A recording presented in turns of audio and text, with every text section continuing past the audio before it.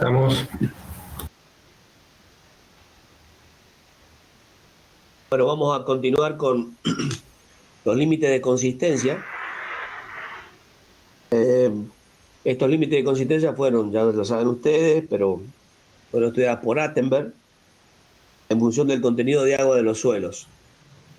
Esta consistencia lo que determina es el grado de cohesión de las partículas, por supuesto que depende de la cantidad de agua, como dije yo recién, o de la humedad que tiene el suelo, y por ende implica la resistencia de un suelo a ser deformado. Los límites de consistencia, según el grado de humedad que tengan los suelos, van a ser sólido, semisólido, plástico y líquido. Los límites de consistencia implican fundamentalmente la resistencia que van a tener estos suelos a la acción de las cargas o a la acción de ser deformada por las cargas. Ahí ustedes tienen, a medida que aumentamos la humedad de los suelos, tenemos un sólido, un semisólido, un plástico y un líquido. Nosotros lo que vamos a trabajar con los límites de consistencia es los estados que vamos a trabajar serían los estados donde tenemos un índice de plasticidad definido con una consistencia del material definido. Ustedes se acordarán, choricito y después el plato de Casagrán, que es donde hacían las vueltitas, que se unían las dos uniones de las dos partes, y ahí cuando hacían cantidad de golpes, medían, y bueno, y tenían ustedes el límite líquido y el límite plástico. El índice de plasticidad nos daba a nosotros la posibilidad de conocer el límite o los límites de consistencia de los suelos de acuerdo a las necesidades que nosotros teníamos para trabajar con el suelo, cómo comportaban por la acción de cada uno de los suelos. Cuando nos pasábamos de la humedad, evidentemente teníamos un estado casi semilíquido del suelo, que era barro, digamos, mal y pronto, hablando mal y pronto. Y si no, teníamos un límite de plasticidad blanco con algo de consistencia. Todos estos pasos, todos estos elementos, nosotros debemos conocerlos. ¿Para qué? Para que cuando trabajemos con los, le demos agua, lo mezclemos y lo sepamos que estamos o con falta de agua, de humedad, en un estado semisólido, o con exceso de humedad, que estaba en un estado plástico pasando en semilíquido. Esa es la idea de todos estos conocimientos que tenemos nosotros en los límites de consistencia. Y nos define este ensayo, estos conocimientos, nos define a nosotros fundamentalmente el índice de plasticidad de los suelos.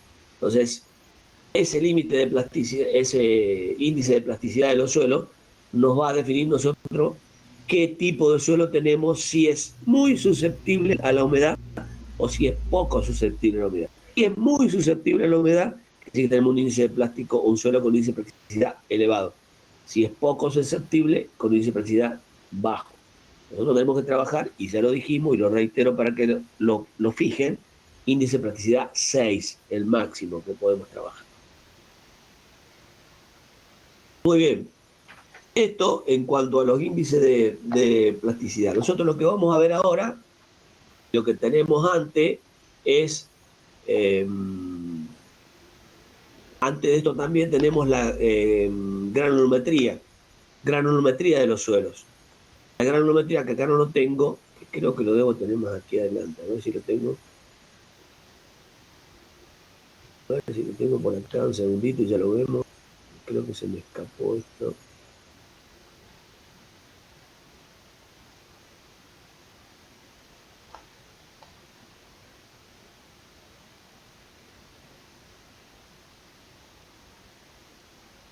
Granulometría de los suelos.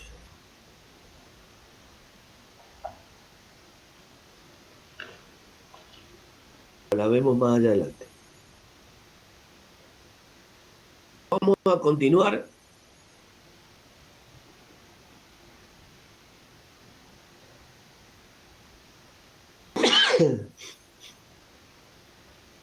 con la parte B, estudio para la aptitud de suelos.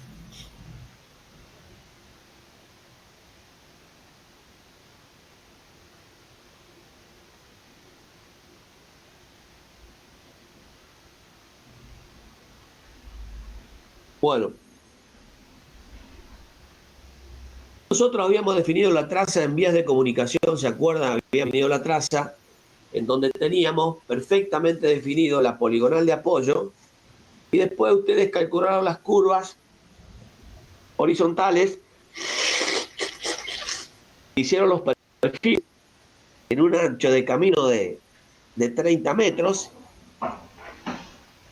de 60, ya no me acuerdo. El ancho de camino en la zona de camino. You are now unmuted. Y definieron perfectamente toda la traza, alrededor de 3 kilómetros cada uno de los tramos que tenían, 2 y pico. Nosotros, cuando hacemos ese diseño, ese proyecto geométrico que teníamos del camino, la zona de camino que hicieron en vías de comunicación, lo que hacemos en esta parte del estudio es estudiar, es hacer los estudios básicos para conocer perfectamente en cada punto de la traza los tipos de suelo que tenemos en la traza en general. Estos tipos de suelos originan un estudio vial que es necesario hacerlo en toda la zona de camino y en los yacimientos que van a tener ustedes la posibilidad de tomar, de procesar material que les haga falta para la ejecución de esa traza o de esa estructura que van a ejecutar. Lo más importante de todo aquí es que debemos conocer dentro de la traza qué tipo de suelo tenemos a todo lo largo de ella. Para eso vamos a estudiar y vamos a hacer calicatas a todo lo largo de la traza. Entonces vamos a hacer estudios de suelo.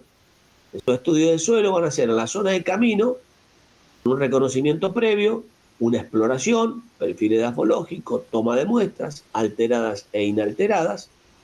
Y en los yacimientos vamos a hacer un reconocimiento previo, la exploración, toma de muestra y la explotación. Después vamos a tener depósito, acopio, transporte, silo y todo lo demás.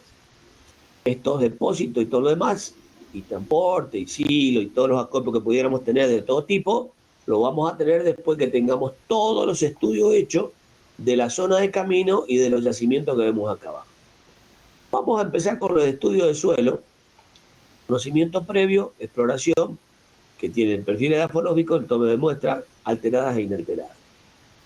El estudio de suelo, la zona de camino, hacemos un reconocimiento preliminar. Siempre que nosotros tenemos una traza definida, nueva, vamos a recorrer el camino por la traza, por la misma traza, por el eje de la traza o la zona del camino, y vamos a ver cuáles son las condiciones generales de los suelos a simple vista. Ustedes van a ver si hay montes, si hay material vegetal, si hay algún material que esté a cielo descubierto, es decir, que ustedes vean propiamente con los ojos, mirá, acá tenés agregado grueso, acá tenés agregado fino, acá hay arena, acá hay silla, acá hay lo que haya. Lo recopilamos a todo lo largo de la traza, todos esos datos, y vamos marcando en esa traza, en ese camino que hemos nosotros hecho en vía de comunicación, vamos a ir marcando un mapa geológico, es decir, en cada lugar, con la visión que tenés suelo, ir definiendo qué tipo, en cada progresiva, mejor dicho, a cada 100 metros, va definiendo qué tipo de suelo tenemos, un mapa geológico a simple vista, es decir, viendo en la superficie qué tipo de suelo tenemos. Vamos a ver interpretaciones aerofotogramétricas, vamos a tener como dato esas interpretaciones, vamos a ver mapas de suelo que nos van a dar la posibilidad de encontrar algún yacimiento, la posibilidad de determinar ubicaciones más que podamos ocupar económicamente y sean rentables para la ejecución del camino. Vamos a definir un perfil edafológico, vamos a ver qué clase de materiales componen el subsuelo en diferentes profundidades, vamos a obtener, en el perfil edafológico estoy hablando, ¿no? En ese perfil edafológico, primero vamos a hacer la ocultación esa visual que yo les decía, con mapas de la región, con todos los datos que pudiéramos tener. Después vamos a hacer el recorrido del perfil edafológico, y en ese perfil edafológico vamos a tratar de ver en cada progresiva, en cada 100 metros, cada 500 metros, si el suelo cambia o no cambia, y vamos a tratar de definir con ese perfil edafológico en qué punto cambia el suelo si tuviéramos un cambio de tipo de suelo, cuál es la progresiva, qué distancia es ese cambio de suelo, qué progresivas ocupa ese cambio de suelo, si vuelve otra vez al suelo original o sigue el cambio de suelo. Bueno, todos esos datos los vamos a tener que tener perfectamente individualizados. Y en ese perfil edafológico vamos a hacer excavaciones en cada progresiva y vamos a definir los distintos estratos, los tipos de suelos que tenemos. Vamos a ver cuál es el suelo vegetal para la limpieza de la parte vegetal, abajo de la parte vegetal cuál es el suelo, el tipo de suelo que tenemos, si tenemos un estrato, marcar los estratos que perfectamente definen esos tipos de suelo, hasta cierta profundidad, 1,50, 1,20, 1,30, dependiendo si el suelo es constante o no constante hacia abajo. Y así hacemos todas las calicatas necesarias para marcar perfiles edafológicos en toda la traza del camino. ¿Para qué nos sirve esto? Porque evidentemente vamos a ver en toda la traza qué tipo de material vamos a tener y vamos a ir pensando a lo largo de la traza la utilidad o no de ese material dentro de las obras que vamos a ejecutar. Entonces, puede ser que en ese perfil edafológico, si tenemos terraplén, podamos ver qué tipo de suelo vamos a tener que colocar sobre ese terreno natural para tener un terraplén que no sea, por ejemplo, que sufra consolidación el terreno natural. Vamos a tener que ver en ese perfil edafológico, si tenemos desmonte en alguna progresiva, qué tipo de suelo tenemos a desmontar. Vamos a tener que ir hasta la cota de rasante del desmonte o de subrasante del desmonte para ver qué tipo de suelo tenemos en ese perfil edafológico y si es utilizable ese desmonte en otras trazas del camino.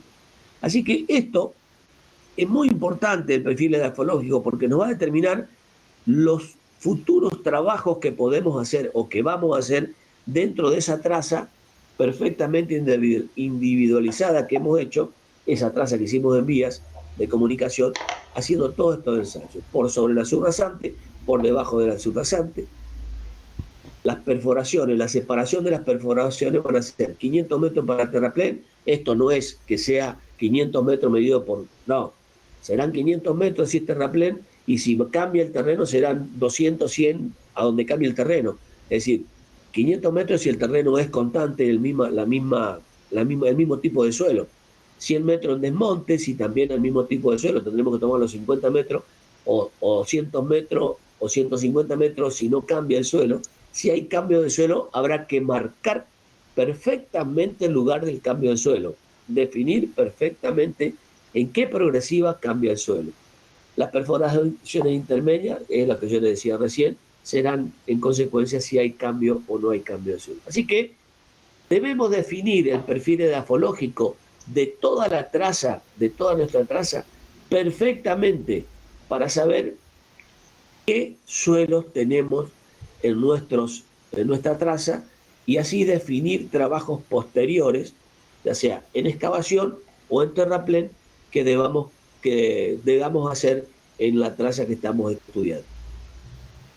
¿Dónde hacemos estas perforaciones? Bueno, aquí hay una, dice, se realizan bajo el eje de la traza del proyecto, es decir, en el eje de la poligonal que ustedes trazaron. En las banquinas, si hay reconstrucción o mejoramiento de ruta existente, sobre la banquina, si ustedes tienen que hacer una reconstrucción o una repavimentación de la ruta existente, y la profundidad va a ser hasta la línea de desagüe en el fondo de cuneta, el terraplén mínimo 1,50 m por debajo del terreno natural, y en desmonte mínimo 1 metro bajo la línea de desagüe, que es lo que hablaba yo recién. Es decir, si está en desmonte, por debajo de la subrasante 1 metro. Y si está en terraplén, mínimo 1,50 por debajo del terreno natural. Claro, más o menos, para tener nosotros idea de qué suelo tenemos en cada una de las progresivas de nuestra traza.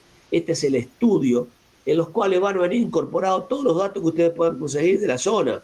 En el estudio en la zona que están trabajando habrá algún relevamiento campos aledaños donde tengan estudios de opciones hechos por el INTA. Venga, ustedes se juntan con eso, tienen eso en su oficina. Algún relevamiento fotoaerométrico de algún vuelo que haya realizado algún vecino, también lo incorporan. Algún mapa geológico de alguna entidad minera que pudiera haber del gobierno, lo incorporan. y van definiendo con sus datos y con los datos incorporados todas las necesidades que van a tener para ejecutar la nueva traza. Estos son los estudios que hay que ejecutar para una nueva traza en el terreno. Bueno, acá pueden ir ustedes con barreno, pueden ir con lo que sea, con pico y pala, con un tipo que haga los pozos, con una retroexcavadora, con lo que ustedes crean necesario. No hay ningún tipo de problema. A cada profundidad, una vez que se hacen estos pozos, ustedes van a ir sacando, en cada estrato que hay, van a ir sacando material y van a tener ahí ustedes la posibilidad de tener cada tipo de material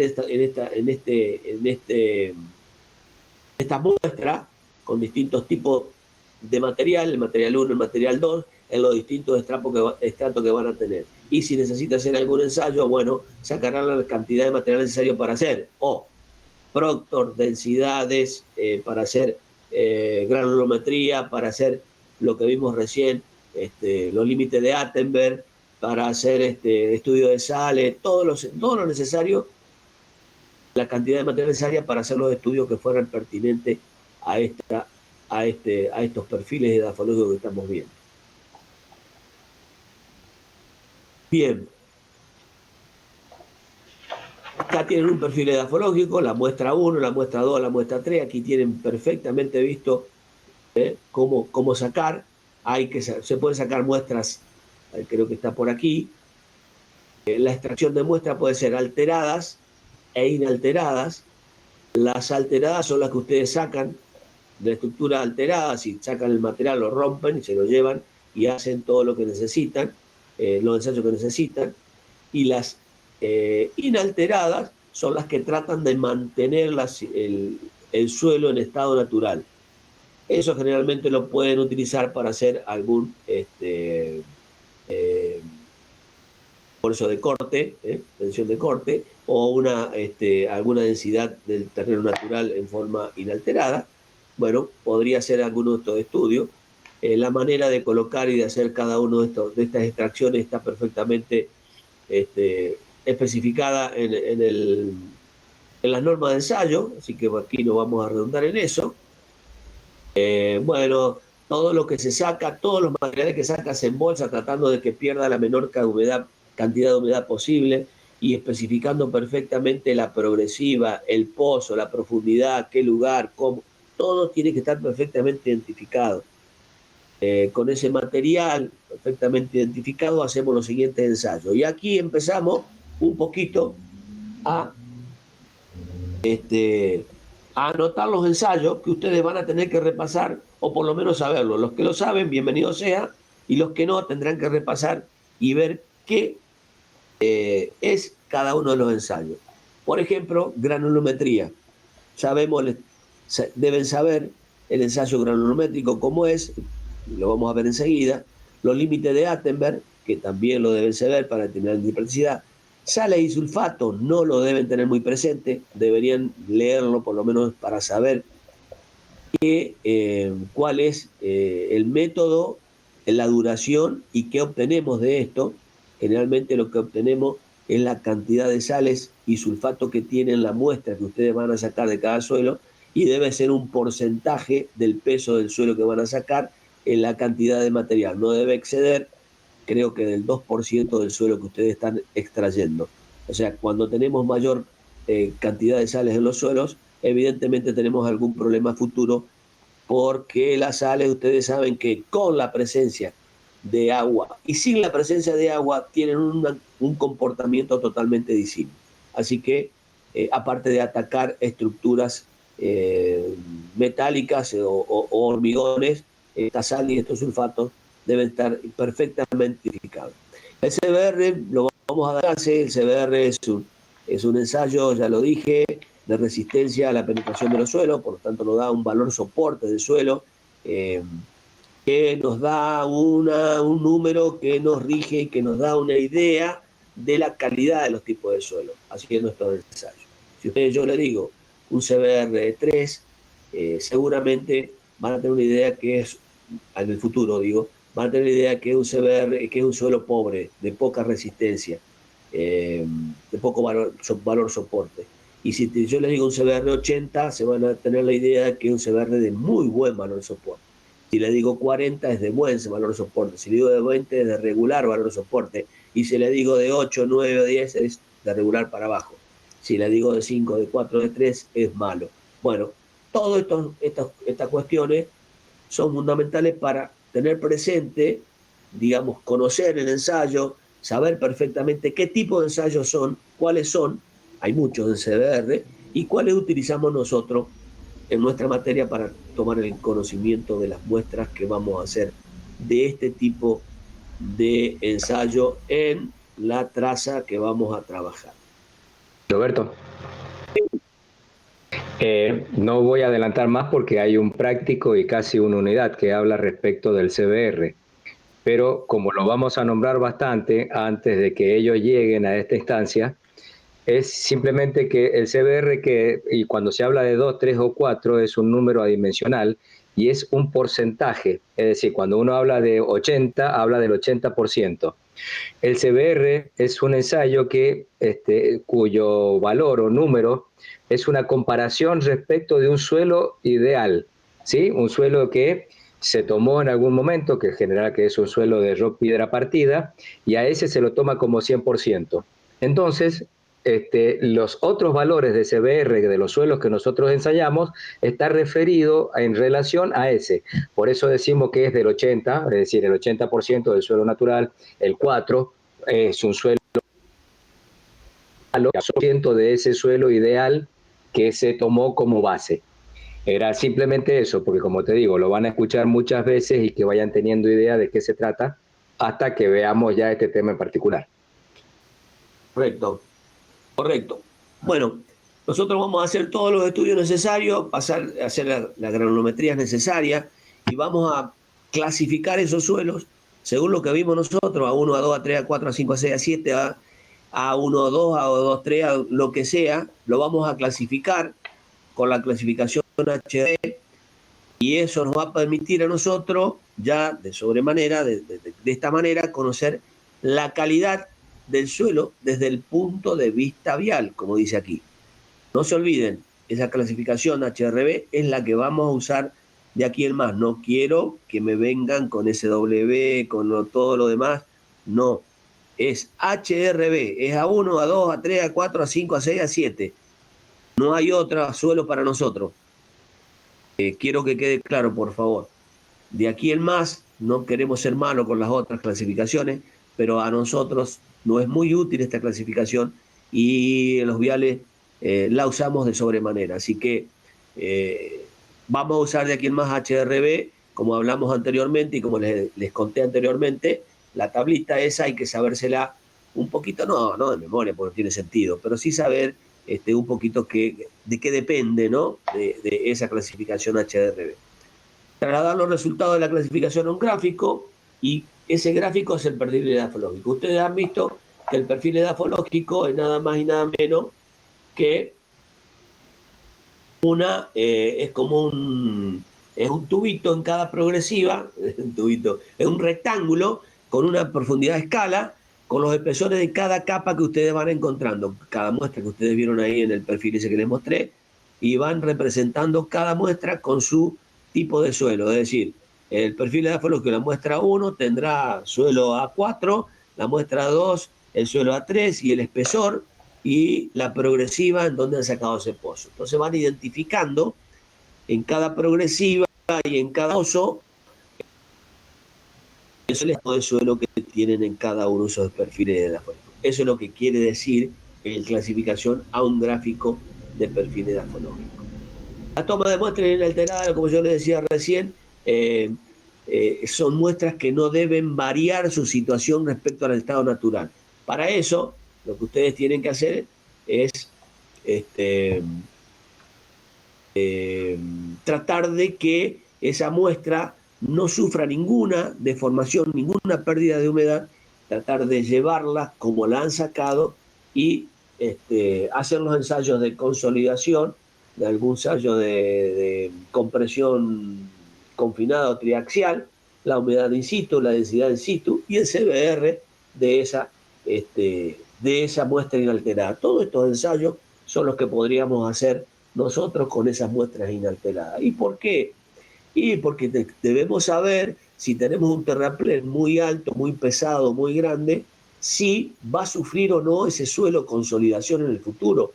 No se olviden de que algunos suelos son muy susceptibles a ser consolidados y si cargamos un terraplén de una altura importante, podemos sufrir alguna consolidación del suelo y por supuesto la deformación se va a copiar allá la estructura que tenemos arriba. Por ejemplo, les voy a dar un dato así para que ustedes vean por qué decimos esto y por qué tenemos que hacer estos ensayos.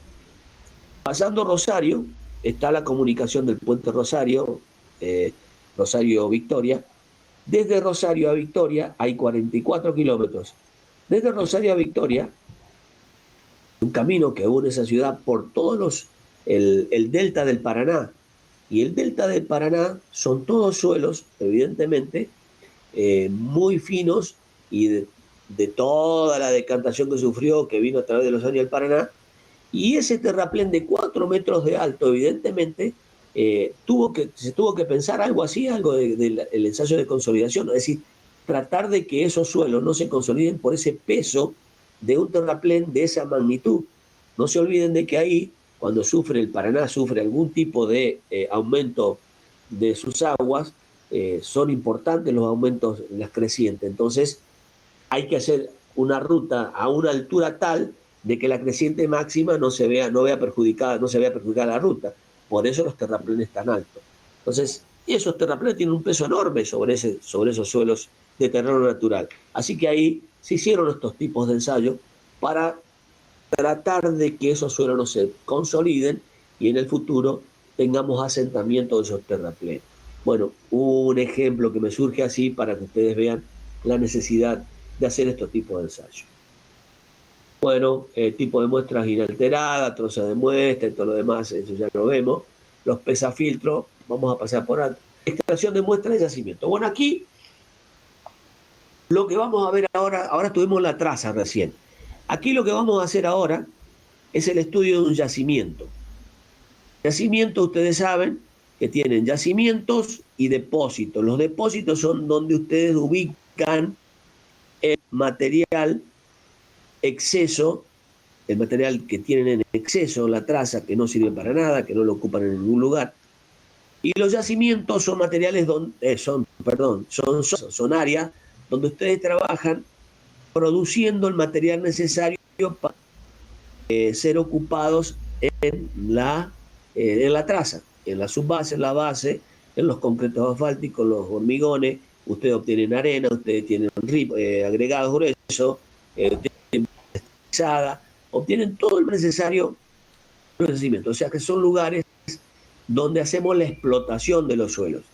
Para eso, nosotros debemos estudiar perfectamente los lugares de ubicación de los yacimientos en un área perfectamente definida para poder saber y poder tener previsión de la cantidad de material que vamos a extraer. Entonces hay que estudiar previamente esos lugares y hacer toda una serie de estudios que vamos a ver a continuación. Por supuesto que la premisa fundamental, como dice aquí, para su elección, es la menor distancia posible de la obra. ¿Se acuerdan que nosotros hacíamos en vías? Yo le ponía a ustedes 2 hectómetros, 3 hectómetros, algunos depósitos, algunos yacimientos, no le ponía 5 kilómetros, 10 kilómetros o 20 kilómetros. Se lo ponía cerquita del eje de la traza. Cosa que ustedes tuvieran una distancia de transporte cercana y que salía todo este transporte del yacimiento el menor costo. Bueno, cuando hacía falta para terraplenar alguna zona donde le faltaba material. Entonces, siempre tenemos que tener la premisa de que en la traza de nuestro camino, si tenemos que hacer un camino nuevo, si tenemos que hacer una repavimentación, la ubicación del yacimiento debe estar en un lugar donde la distancia media de transporte sea la mínima. Ustedes recuerdan vías, ustedes van a recordar que teníamos una distancia excedente de transporte, que era la distancia media de transporte, menos la distancia común de transporte. ¿Se acuerdan esa distancia excedente de la que pagábamos? ¿Se acuerdan? Hectómetro, metro cúbico por kilómetro, kilómetro, hectómetro, metro cúbico. O sea, la cantidad de suelo que transportábamos en los kilómetros a transportar. Es un costo elevadísimo. Por eso dice aquí que la premisa fundamental es tener o elegir o buscar un yacimiento que esté en la menor distancia posible de la obra. O sea, si fuera en el centro o repartir la obra en tres, si fuera una obra importante, y buscar tres yacimientos muy metidos o puestos o explotados en las progresivas medias de cada tramo. Es decir, en el baricentro de cada tramo para lograr una menor distancia de transporte. Esta es la premisa fundamental. Los yacimientos, lugares explotados no, los que el material se una acción de la naturaleza. Se realiza una inspección, van a buscar, van a ver, van a recorrer.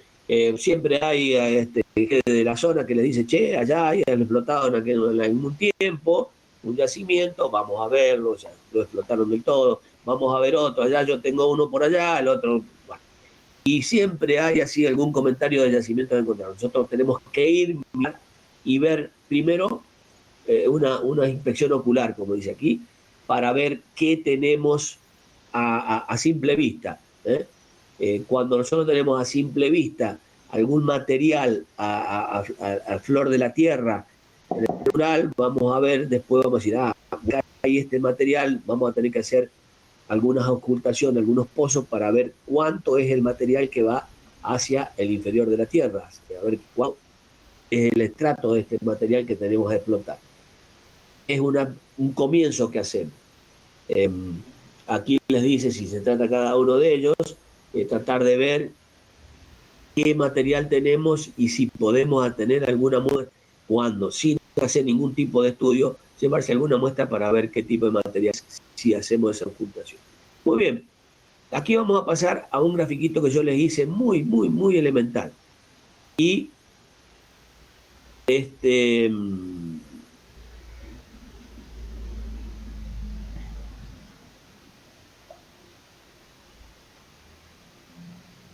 momentito.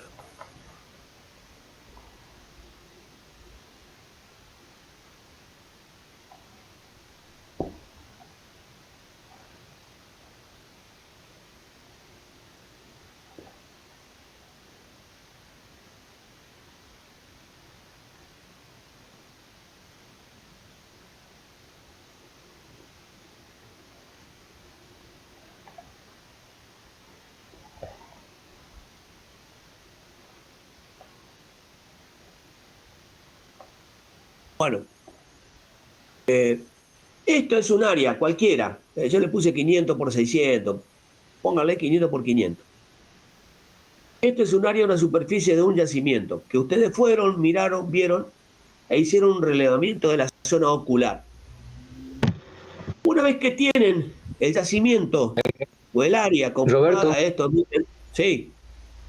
no sé si Sí. soy yo. Seguimos viendo la diapositiva de la exposición del yacimiento. ¿O estás compartiendo otra cosa o no? Sí, No, se no, ve el cuadrado estás viendo vos. No, donde dice yacimientos, lugares explotados o no, o sea, la diapositiva es azul con la definición de yacimiento. Actualice la página y se vuelve a actualizar a donde está el ingeniero ahora. Yo también estaba colgado y actualicé la.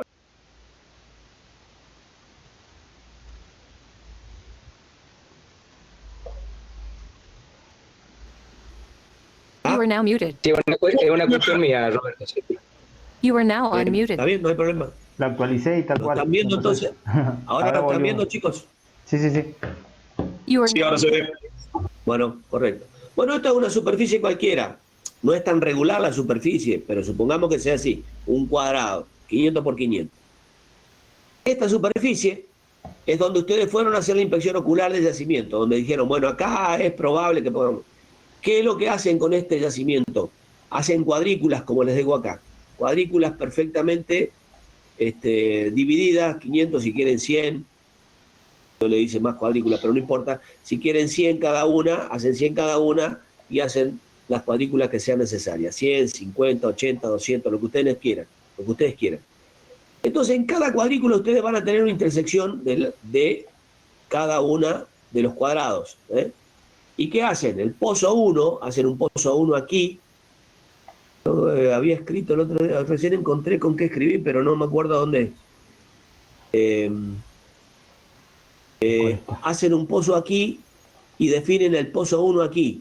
Y aquí hacen una perforación y ven igual que el perfil edafológico, es decir, marcan el perfil edafológico del pozo 1. El perfil edafológico del pozo 1 les va a dar a ustedes la posibilidad de saber qué cantidad de suelo vegetal tienen, qué sigue del suelo vegetal, qué tipo de suelo sigue, cuál es el espesor de ese estrato, continúan hacia abajo, si cambió, cuándo cambia, en qué espesor cambia, por lo menos hasta 2,5 metros, 3, dependiendo de la cantidad de material necesaria de la obra que ustedes ya tienen en el cómputo, tanto de terraplenes como de bases y de subbases, y materiales a utilizar en carpetas y en hormigones. Todo eso lo tienen en ese cómputo. Así que con ese cómputo, ustedes sabiendo la cantidad de material, por ejemplo, voy a decir un ejemplo, vamos a utilizar en bases y subbases 5.000 metros cúbicos de base estabilizada granular, de una calidad y de otra calidad. 5.000 metros cúbicos, perfecto. Entonces yo tendré que hacer 500 por 500 y la profundidad para obtener por lo menos 5.000 metros cúbicos. Si son 500 por 500, ¿cuántos son? 250.000 metros cuadrados.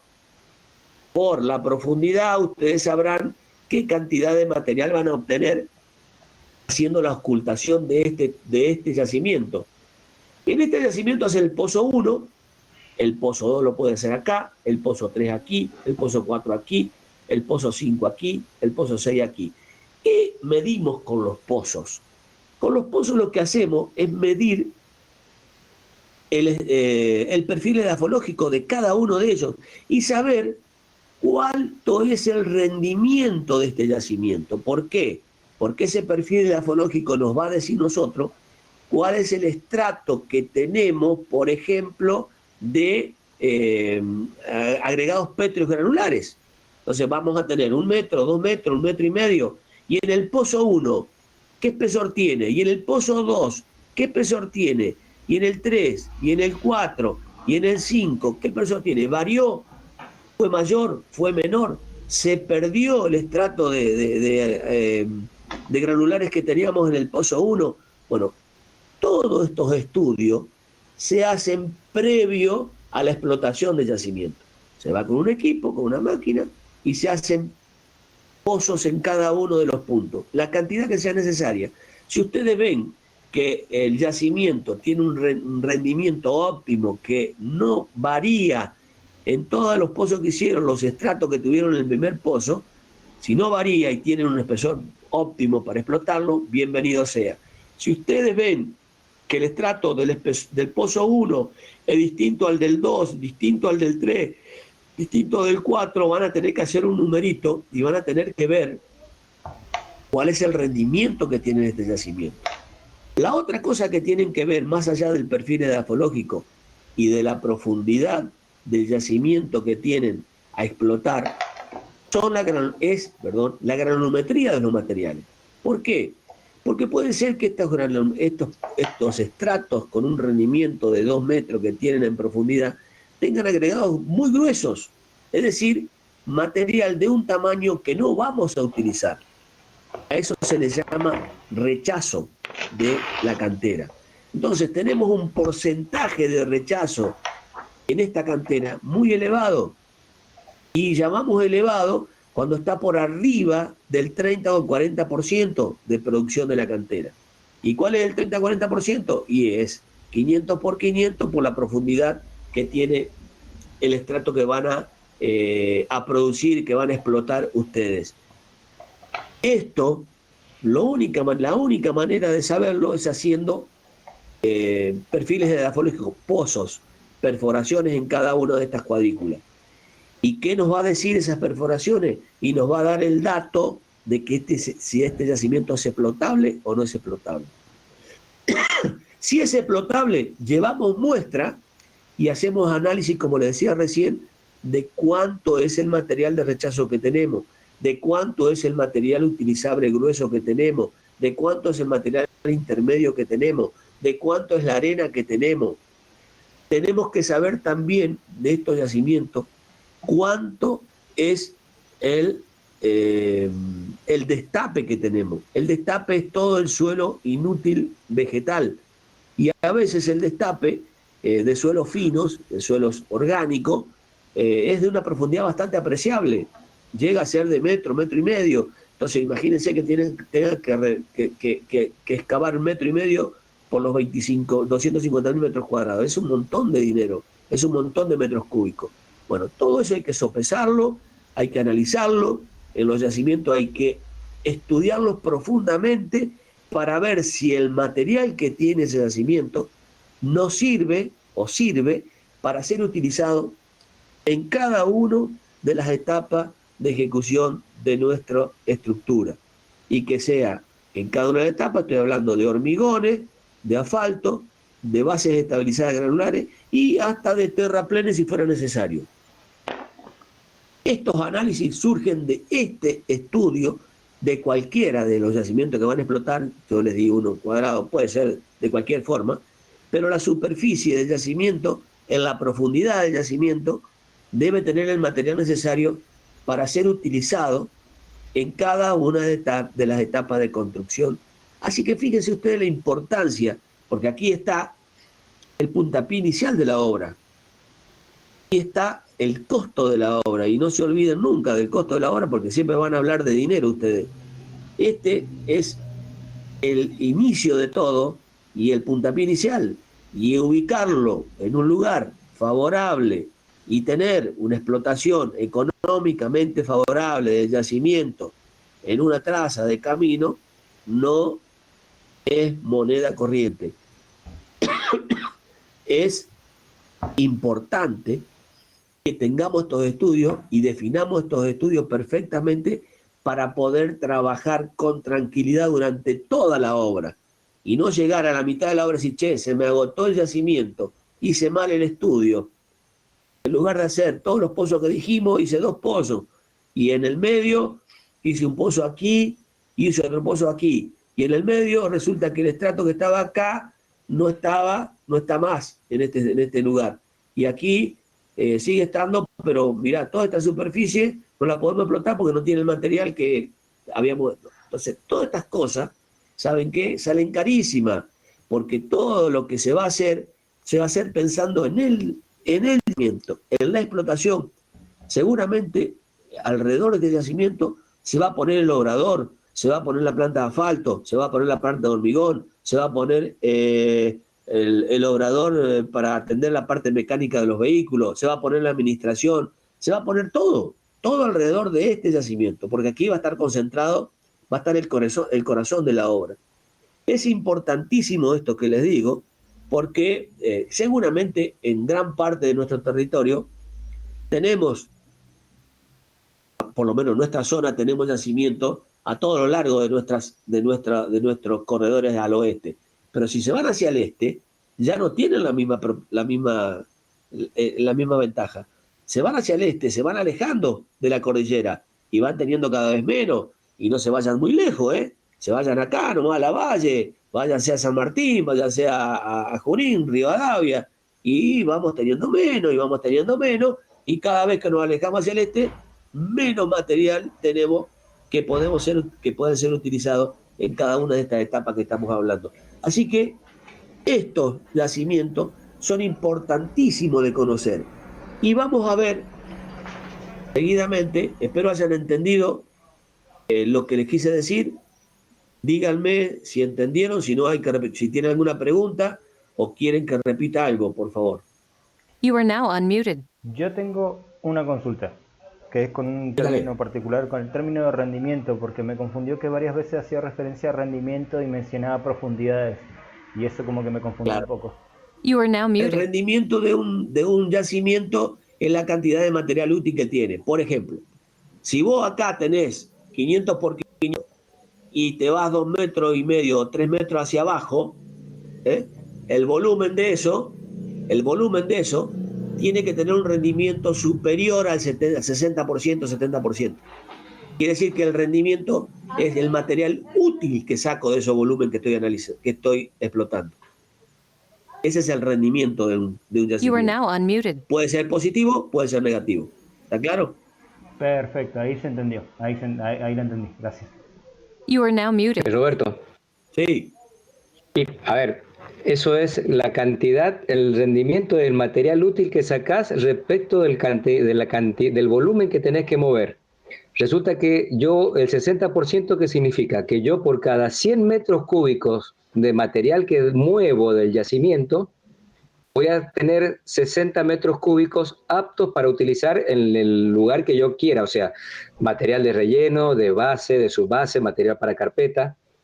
¿Está? Una vez que yo ya saqué todo el destape que mencionó Roberto adelante, que todo ese material fino o el material orgánico, que ese sí, tenemos que sacarlo por completo, porque no lo podemos, el material orgánico para nosotros es inutilizable bajo todo punto de vista. Entonces, una vez que sacamos todo ese material, ahí empezamos a hablar de rendimiento. Es decir, ¿cuántos metros cúbicos tengo que mover yo para obtener un metro cúbico que me sea útil para el trabajo que yo quiero realizar?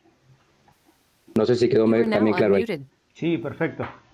Sí. Yo me había confundido ese el término cuando comenzaron a hablar como de profundidades y no lo relacioné a esas cantidades, pero sí, Bien, muchas gracias. correcto. You are now Sí, muted. por ahí uno va rápido también y entiende que, como uno no entiende, creemos que ustedes lo entienden. Entonces está bien, vale que pregunten todo lo necesario ahora, no hay ningún problema. No se queden callados, las dudas que tengan, pregúntenlas, por favor. Si no las sabemos, las investigamos juntos y si las sabemos, se las decimos en forma inmediata. Así que no dejen de preguntar, no se queden con dudas, hagan las preguntas ahora. Tenemos todo el tiempo para ustedes ahora. Les pido, por favor, no se callen, hagan las preguntas, corten lo que sea necesario la clase, no hay ningún problema, no nos molesta, al contrario, nos interesa porque entendemos que haciendo preguntas ustedes están escuchando lo que estamos diciendo.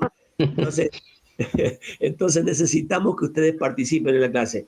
Si fuera una clase presencial, les juro y se los recontrajuro que no diría todo yo. Ustedes participarían muy activamente en la clase. Muy activamente. La pregunta iría a ustedes y ustedes me contestarían a mí y yo le diría, no, eso no es así, es así. Estaríamos un ida y vuelta. Así hacemos con Alfredo y nos parece muy linda la clase porque participan mucho. Ahora no podemos porque estoy hablándole un aparato acá y yo no sé si llego o no llego, la verdad. Bueno, no voy a decir Es muy feo esto, sí.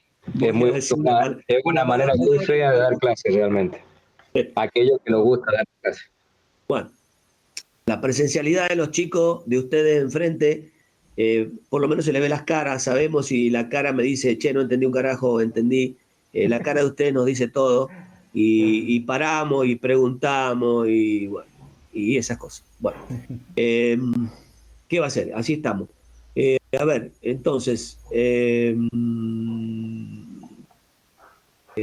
ver qué teníamos aquí. Bueno, acá está el rendimiento del yacimiento, la cantidad de material utilizable por el volumen del yacimiento. Acá está, ¿no? Por ejemplo, si el 80% del volumen es aprovechable, entonces el yacimiento es apto para explotar.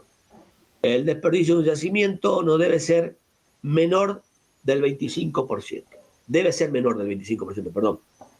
El desperdicio es lo que no vamos a utilizar, el material que es desechable. Por ejemplo, si tenemos tamaños de diámetros de partículas muy grandes, más de 2,5, 3 pulgadas para arriba, 2,5, 3 pulgadas para arriba, ya es casi, diríamos que tenemos material de rechazo, le decimos nosotros. Rechazo porque el corte siempre el corte de la malla para hacer la granulometría la tenemos en 2,5 pulgadas, 2 pulgadas aproximadamente, y de ahí todo lo que es más grande que eso es un rechazo. Y ese rechazo, bueno, a veces ustedes van a ver algunas canteras que tienen enorme cantidad de rechazo, de desperdicio, pero bueno, están en otro tema, explotando otras cosas y tal vez a veces no les interesa. Roberto, You are bueno, now y tienen- unmuted. Profe, Sí. Bueno, Sí, perdón, sí, Alfredo, no éramos así. habla Gabriel, habla y después hablo yo. Bueno, no, mi consulta iba si este desperdicio, que no puede ser mayor al 25%, no estaría condicionando entonces el rendimiento del yacimiento. Claro, O sea, me claro. dice, entonces tiene que ser mayor a 75 o lo cuento aparte eso.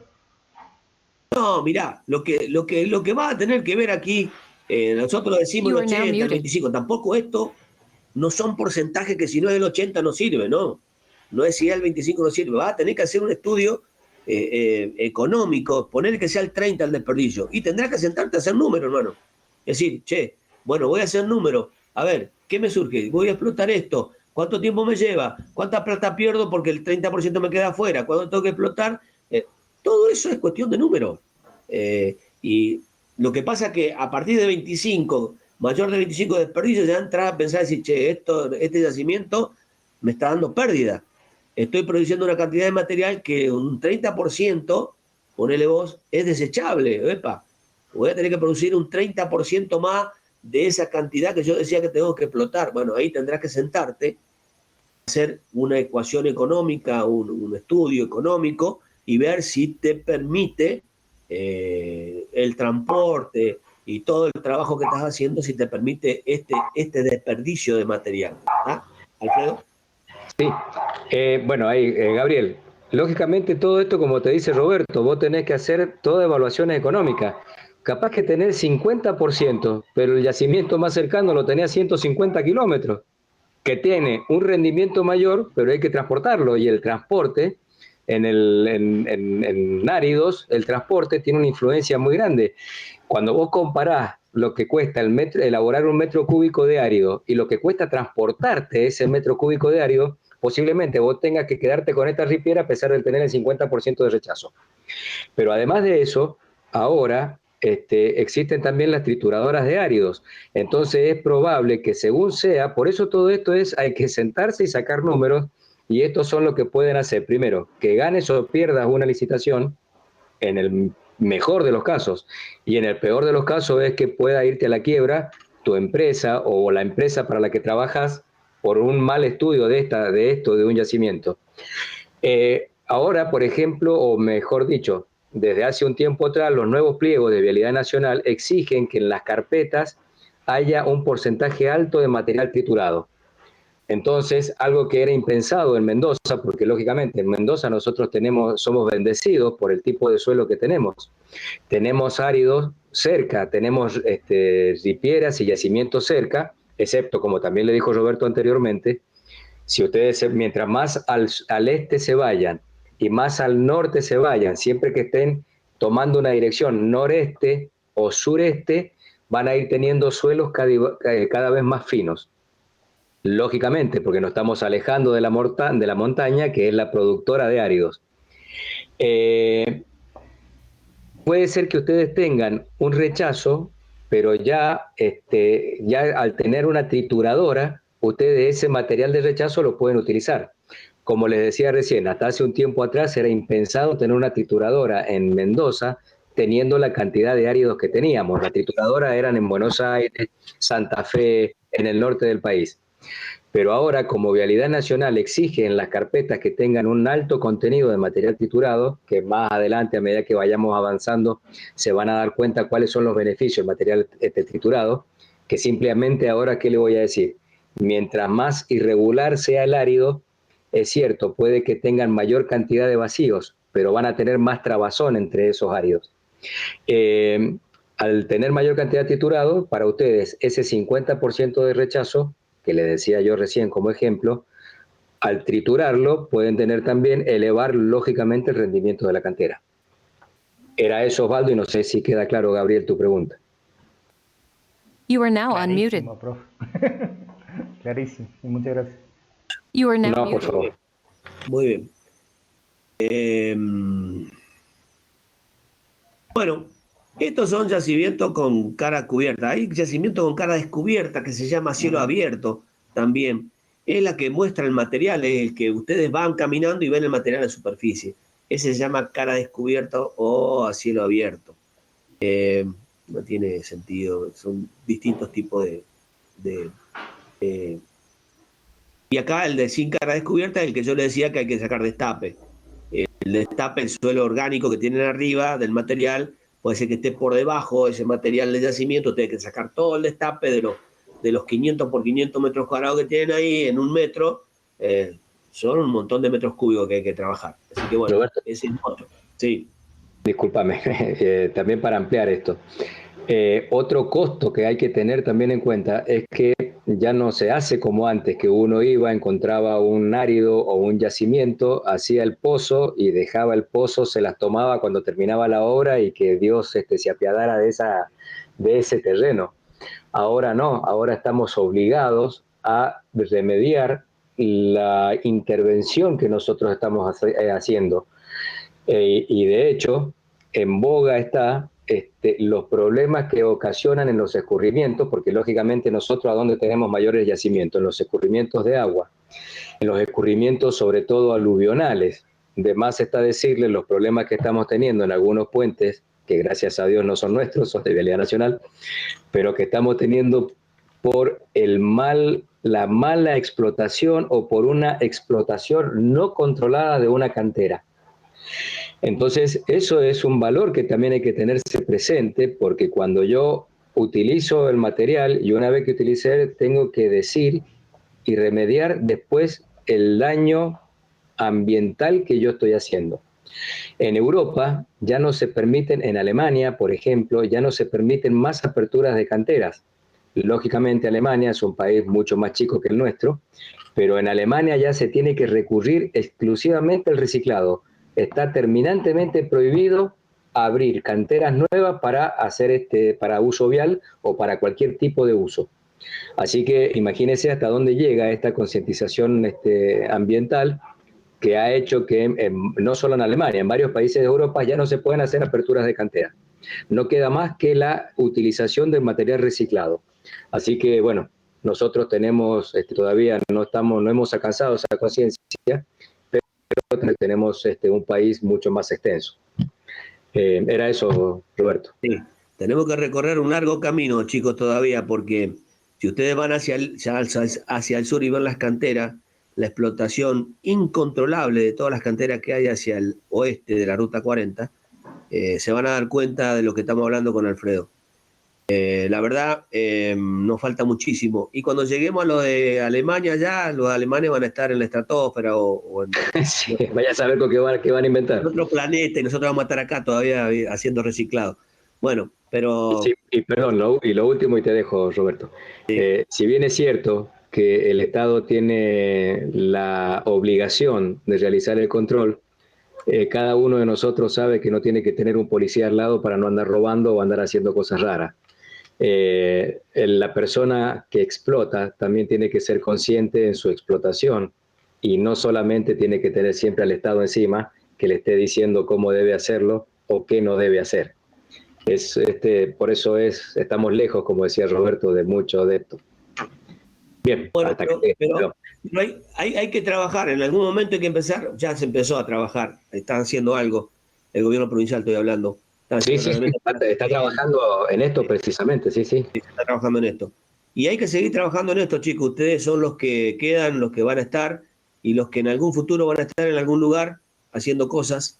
Y bueno, hay que tener la conciencia de que las cosas hay que hacerlas y se puede hacer bien, sin ningún problema, y ganar dinero igual, sin ningún problema, porque al final de cuentas todos estos trabajos se hacen para ganar dinero, porque la verdad, se trabaja para estar mejor, para estar bien y para obtener un beneficio del trabajo. Pero las cosas se pueden hacer tranquilamente bien y bueno, eso es lo que va a quedar para ustedes en el futuro próximo cuando se reciban y se irán a acordar o no, o dirán, está hablando cualquier cosa, y se irán a acordar de que hay que hacer estas cosas bien, trabajar bien y no hacer macanas. Se puede hacer. Había una publicidad, no me acuerdo de qué era, no hace mucho acá en Mendoza, que decía que se tarda menos tiempo en hacer las cosas bien que tratando de justificar por qué se hicieron mal. Exactamente. La energía que se pierde en las justificaciones es enorme y si ustedes la hacen bien no hay ninguna energía gastada en esas justificaciones. Así que bueno, macanudo. Entonces estamos con el yacimiento sin cara descubierta, que es la que está cubierta por una por un destape importante a veces, no tan importante otras veces, pero que al final de cuentas exige un trabajo de excavación que tiene su costo y que hay que tenerlo en cuenta y tener los equipos necesarios para poder sacar ese material de la cantera a explotar. Bueno, la extracción de las muestras o de cantera va a un depósito. Los depósitos, ustedes pueden tener un montón de depósitos. Hay silos donde depositan el material, hay pilas donde se deposita el material y hay vehículos que se trasladan el material, que no lo depositan, pero sí lo trasladan y que podemos sacar muestras de los vehículos que trasladan este material. Por ejemplo, si ustedes quieren de una cantera en explotación, haciendo todo el proceso de explotación, que vamos a ver más adelante cómo lo podemos explotar, qué mecanismos usamos, qué herramientas tenemos para hacer esta explotación, ustedes van a tener transporte en camiones, pueden hacer inspecciones a camiones que transportan ese material. Acá había hasta hace un tiempo atrás, yo no sé si lo hay todavía, me parece que ya no, transporte de agregados hacia el este por ferrocarril, hacer también inspecciones sobre los vagones de ferrocarril del tipo de material, la calidad y el tipo de material que se usa, hacer también inspecciones sobre las pilas o sobre los acopios en los obradores de las empresas que están construyendo la obra. Bueno, hay un montón de depósitos y cada uno de ellos podemos nosotros extraer muestras. La extracción de muestras, la toma de muestras también en cinta transportadora, podemos hacer toma de muestras en cinta transportadora, ya lo vamos a ver un poquito más detenidamente. La extracción de la muestra en calzada existente también podemos hacerla. Y aquí lo que estamos mostrando es un poquito la acción de las cargas de una rueda cualquiera, de un vehículo, cómo transmite, para que ya se vayamos hablando un poquito, que no sé por qué lo puse en este lugar, pero bueno, ya que estamos, la carga que transmite, que apoya sobre la carpeta de rodamiento, la base, la subbase, y aquí tenemos la subrasante y el terraplén. Entonces, fíjense cómo transmite la carga, la rueda del vehículo en el punto. Aquí es máxima en este punto de apoyo y a medida que va bajando en profundidad, va disminuyendo, se va distribuyendo en un radio o en una amplitud de distribución mucho mayor. Fíjense entonces por qué nosotros vamos a proponer, aquí hay una muestra muy fehaciente, desde abajo hacia arriba, aumentar la calidad de las bases, de las espesores de estructura que vamos a ir haciendo. La subrasante tiene una resistencia, la subbase tiene otra resistencia, la base otra mayor y la carpeta de rodamiento que cumple una función específica que es de resistencia a la abrasión de las cubiertas del tránsito. Y vamos a ver, estamos empezando un poquito a decir, bueno, miren, esta distribución de carga nos está diciendo a nosotros que a medida que vamos subiendo en superficie, debemos mejorar la calidad de los materiales que vamos a utilizar en la estructura. Un adelanto que la verdad que no me acuerdo por qué pusimos esto acá, pero bueno. La ubicación del yacimiento, rendimiento, explotación, los ensayos que vamos a hacer en esos yacimientos. Los ensayos de granulometría, realizados por vía seca, y el objetivo aquí es establecer el tamaño de las partículas en porcentaje. En caso de vía húmeda es para las partículas finas, en caso de vía seca para las partículas grandes. Fíjense ustedes que es muy importante la granulometría, el primer ensayo que van a hacer, para saber lo que dijimos recién, que hablamos tanto. ¿Cuánto es el rechazo? ¿Cuánto me ocupa? ¿Qué me sirve? ¿Qué no me sirve? Este es el ensayo primordial, el primero que vamos a hacer y el que va a tener en cuenta. Para eso, y antes de seguir con les voy a mostrar algunos. Voy a salir de esta. Voy a dejar de compartir.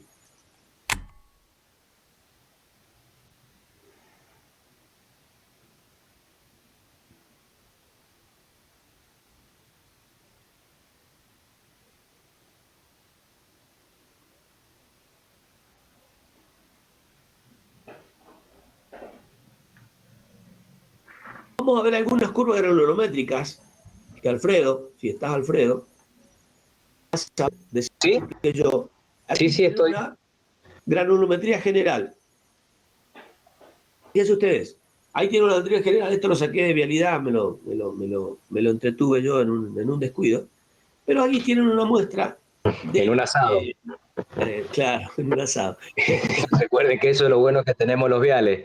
Evidentemente, cuando uno está en la ruta y anda por ahí haciendo un estudio, controlando una obra, lógicamente no se puede estar comiendo una tartita de acelga o andar haciendo unos canapés o hacer unas brusquetas.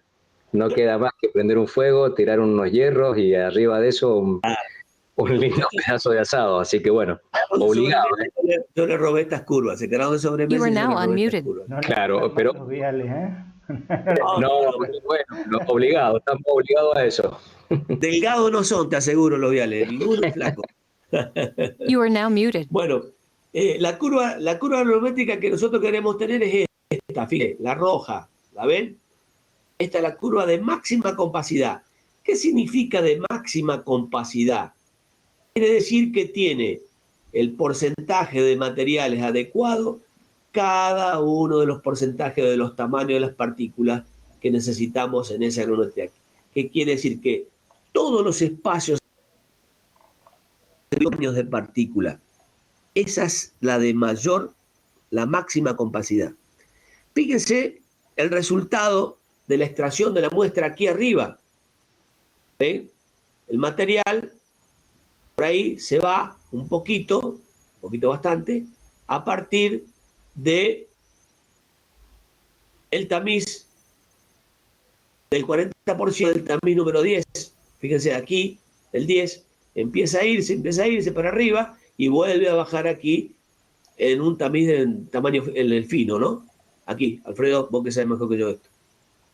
Sí, exactamente. Eso es como si, por ejemplo, como si las partículas fuesen todas esféricas y cada uno de los espacios va siendo ocupado, lógicamente, o sea, mentalmente ustedes se van a dar cuenta que se hace un triángulo, si fuese plano, ¿verdad? Si fuesen todas circunferencias, va apareciendo una especie de hexágono, de rombo entre las partículas. Y eso va a ser llenado por partículas menores. Esa curva roja que está ahí vendría a ser, como decía Roberto, la de máxima compacidad, y es como si fuesen todas las partículas completamente esféricas o perfectamente esféricas, y cada uno de los espacios van siendo llenados por partículas cada vez más pequeñas. Entonces, por eso es que se obtiene que es la curva de Fuller, que es la de máxima compacidad, para un tamaño máximo determinado, ¿no es cierto? Porque yo voy a tener infinitas curvas en función de los tamaños máximos de los agregados. No sé si está claro eso. Bueno, fíjense, ahí tiene una curva granulométrica. A ver, esta que era. Ahora era para sellado, nada que ver. Pero no sé. Abajo en las pestañas te dice para qué es cada una de las curvas que van a aparecer ahí. Estoy buscando, Alfredito, estoy buscando. Eso es un enripiado. Ahí tienen lo que yo les decía recién, que en el enripiado, que es se denomina enripiado y no es porque sea ripio, sino que así es el nombre de la capa, es la que queda sin ninguna protección superficial.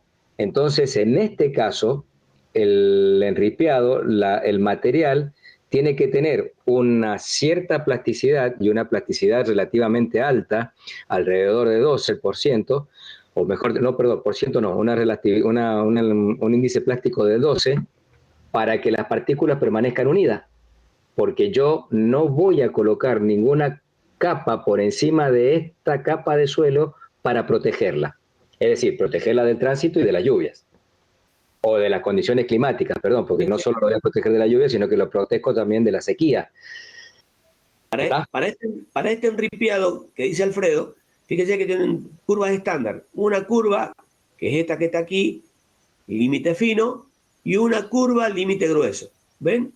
Son curvas que limitan la granulometría que ustedes tienen. Aquí, la curva que obtuvieron los muchachos se salió de estas curvas límite. O sea que no entran en curva, por lo tanto, no pueden ser usadas dentro de estos trabajos que ustedes tendrían que hacer. Esta curva debería entrar aquí, perfectamente por el medio. Acá debería entrar. Bueno, no entra aquí, por lo tanto, se va en grueso arriba, bueno, y está más gruesa que la necesaria. ¿Entienden? Las curvas límites son estas que están aquí, las rojas. Esto va en grueso y esto va en fino. Entonces, la curva debería entrar en el medio de nuestra curva. Bueno, acá no cumple. Así que ahí tienen una muestra, digamos, de cómo la granulometría que ustedes obtuvieron en el yacimiento, vinieron, hicieron, y dijeron, che, la curva tiene que ser de tal manera, tiene que cumplir con las curvas límite que tenemos estándares que nos da el pliego de vialidad, ya sea provincial, nacional o quien sea. Acá no cumplió, por lo tanto el yacimiento deberemos ver si trabajamos el material que tenemos de otra forma y obtenemos otra curva, o directamente, si no tenemos material, a otro yacimiento. Ahí tienen una muestra más o menos clara de cómo es los controles que debemos hacer de la obtención de material de yacimiento para saber si sirve o no sirve al ser utilizado en la obra que vamos a ejecutar. Una base estabilizada gruesa. You are now muted. Acá tiene una base estabilizada gruesa. También se va afuera, ¿ven? Toda la base estabilizada granular se va afuera, debería estar entre el medio de los dos límites. Esta es base estabilizada gruesa, base estabilizada granular gruesa, base estabilizada granular fina. Bueno, aquí también se va en gruesa. O sea, ninguna de estas entra en curva. Bueno, esa. Ahí tiene una muestra también. Mira, acá tienen carpeta asfáltica mezcla en sitio. Aquí sí tienen una curva, límites de curva, grueso y fino, y el material para ser utilizado en mezclas asfálticas en sitio frío, en sitio, entra perfectamente en curva. ¿Ven? Ahí entra perfectamente en curva. Entonces podemos utilizar ese material para hacer este tipo de trabajo de mezcla en sitio. Mezcla en sitio siempre se dice a la mezcla que ustedes la producen con una motoniveladora, teniendo el material y mezclando el material, regando el material con asfalto y mezclándolo con la moto de un lado para otro hasta obtener la uniformidad del recubrimiento de los agregados. Ya lo vamos a ver más adelante, si Dios quiere. Bueno, hay un montón de muestras más, de curvas granulométricas más, pero acá tienen una muestra con 2 o 3, más o menos para que ustedes sepan qué debemos cumplir y qué no debemos cumplir con este tipo de muestras estabilizadas granulares. Ahí voy a regresar a la... You are now unmuted. Profe, tengo entendido que la mayor parte de las veces no vamos a obtener áridos en Mendoza que estén dentro de curva. Vamos a ver después qué es lo que se puede hacer como para poder utilizarlos efectivamente, porque... You are now muted. Para eso vamos a nosotros el triángulo de Feretz, que vos vas a tener distintos materiales y vas a tener que trabajar con distintos porcentajes de material grueso, intermedio y fino y obtener una mezcla que sea representativa a la exigida. Entonces vas a tener que agregar, mezclar, esto es como una torta, digamos, mezclas grueso, intermedio y fino en un porcentaje definido y vas a tener que obtener una mezcla tal de que entre en curva. Gabriel. You are now unmuted. Bien, Gabriel. ¿Por qué decís que tenés entendido de que no entra en curva? You are now Esto unmuted. viene porque se me quedó pegado de Segerer cuando estábamos estudiando la parte de granulometría. Nos dijo que en Mendoza la gran parte de todos los áridos no iban a entrar en curva. A ver, primero que tenés, si ahí mientras Roberto estaba mostrando y abajo vos tenías las distintas pestañas para cada tipo de trabajo que vos vayas a hacer va a tener distintas curvas límites, ¿está? Es decir, si es una subbase, si es un terraplén, si es una base, si es para concreto asfáltico, si es para tratamiento, si es para lechada, si es para microaglomerado, tenés infinitos curvas límites. ¿Vamos bien hasta ahí?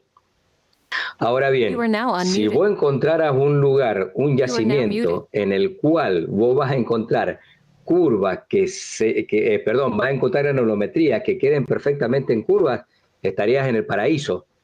Lógicamente, porque vos no vas a tener un lugar en donde vos vayas y vas a sacar y lo vas a pasar por los distintos tamices y te va a quedar dentro de las curvas límites. Pero acá hay lugares en donde vos con un plano inclinado, ¿sabés lo que es un plano inclinado, verdad? You are now Tengo el unmuted. concepto, no sé si será lo mismo que yo estoy pensando o lo que usted está pensando. Pero A ver, decime. Y te digo. un plano inclinado, una superficie que está inclinada respecto a la horizontal. Claro, pero son unas rejas, es como si fuese la parrilla que usás, que cada vez usamos menos para el asado, pero es como si fuese la parrilla. ¿Entendés? Son todas bandas, son planchuelas en las que se colocan las planchuelas. Entonces, vos tirás, venís con tu pala cargadora y tirás una palada ahí. Lo En función... he visto en algunas obras, sí, la utilizan para Es la zaranda común que vos lo veas a los pobres tipos paleando contra la zaranda. tal cual, Mientras una mayor... máquina gigante. Claro, pero mientras más inclinada esté, es decir, más vertical esté, el árido que vos tirás sobre eso permanece menos tiempo, entonces pasa solamente el material más fino. Mientras más horizontal la tenga, y lógicamente no la puedes poner horizontal porque si no el material nunca pasa, ¿entendés? Se queda ahí arriba, no corre por la zaranda o por el plano inclinado. Mientras menor pendiente tenga, pero tenga una pendiente suficiente como para que el material pueda pasar sobre él, o sea, pasar de la parte superior a la inferior, vaya rodando, va a estar más tiempo y va a pasar material más grueso. No sé, yo estoy haciendo las manos acá, pero las veo yo nada más, no sé si me entendés. Sí, lo voy entendiendo. ¿Queda claro? Entonces, vos fijate que sin necesidad de tener una planta clasificadora de árido que te tira el material entre tal tamiz y tal tamiz para un lado, tal tamiz para el otro, nosotros obtenemos materiales que entran en curva. Tal vez sea porque Segerer, lógicamente, él está más estrecho para trabajar un hormigón con su curva granulométrica, pero nosotros no, nosotros tenemos una curva granulométrica un poco más amplia según el trabajo que vayas a hacer, por ejemplo, para una base, el tamaño máximo es 1 pulgada. Si es una base gruesa, puede llegar a ser 1,5 pulgadas. Si es un enripiado, podrás llegar a tener como tamaño máximo nominal, estamos hablando, ¿no? De 2 pulgadas. ¿Entendés? Entonces, con un plano inclinado, vos ya podés tener un material que entra en curva, así que imagínate, por eso te preguntaba de dónde habías sacado esto. Para nosotros, la mayoría de las ripieras de Mendoza, lógicamente que estamos hablando hacia el oeste y hacia el norte, vos con poco trabajo tenés material que entra en curvas. Sí, justamente está bien lo que usted me dijo, porque sí, normalmente lo veíamos sobre temas de hormigones. Ahora que lo pienso, y claro, ahí vimos varias curvas ahí recién que no tienen nada que ver con hormigón. Claro, Pero en el hormigón... entrar en curva es un costo adicional, ¿no? Pero ya debe ser un costo adicional considerado normalmente, me imagino, porque como nada... Claro, bueno, esas son las cosas que tenés que tener presente, que decía Roberto hace un ratito recién, en tu explotación de cantera. En ese plano inclinado, es lo que a mí me va a, por ejemplo, es lo que a mí me va a decir, yo resulta que para sacar 1 metro cúbico tuve que tirar 100 metros cúbicos ahí arriba, tengo un rendimiento del 1%. Ahora, si resulta que yo tengo un material que tiro 100 metros cúbicos sobre ese plano inclinado y debajo del plano inclinado estoy sacando 80 metros cúbicos, tengo un rendimiento del 80%. Ojo, con solo tener un plano inclinado al cual lo único que hago es variarle la inclinación. ¿Entendés? You are now unmuted. Perfecto. Gracias, profe. Muy bien. De nada, al You are contrario. now muted. Vamos a dar por concluido aquí porque ya son 10:55. Voy a empezar esto. Los espero yo el jueves que viene a las 14:30, chicos. ¿Estamos? 14:30 el viernes. El miércoles, perdón, el jueves. El jueves, 8 y 7, 15. 14:30, claro. Perfecto. 14:30. Muchas gracias. Mañana todos, 2:30. A las 15. A las 15. A las 15. You are now muted. Bueno. De 15 Bueno, a 18 chicos. mañana. Yo ya saqué la asistencia del día de hoy y bueno, bienvenida a la mejor cátedra de la carrera y a la que está dada por los mejores docentes. Sí, lejos. You are lejos. now unmuted. Lejos. Humildad aparte, tranquilo. Bueno. No, a ver, lo decimos nosotros porque nos conocemos, lógicamente. Bueno, chicos, los espero. Cuídense, Gusto. cuídense, son jóvenes, pero no eternos, cuídense. Hasta luego, Nos vemos. profe, que anda bien. Muchas gracias por todo. Muchas gracias. Hasta luego. Gracias, profe. Hasta luego. Muchas gracias. Nos vemos. Chao. Hasta luego, gracias.